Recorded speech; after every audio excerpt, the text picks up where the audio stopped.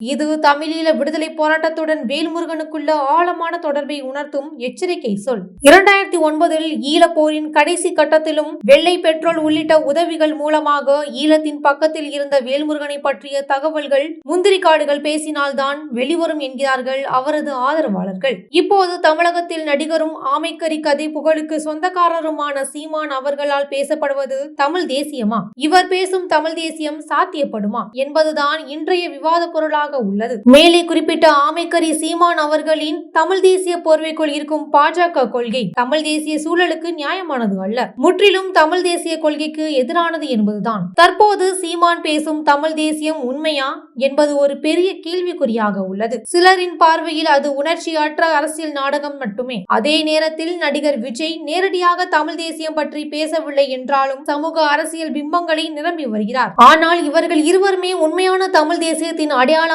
என்ற கேள்விக்கு வேல்முருகன் தான் பதில் என தொலைநோக்காக தமிழர்கள்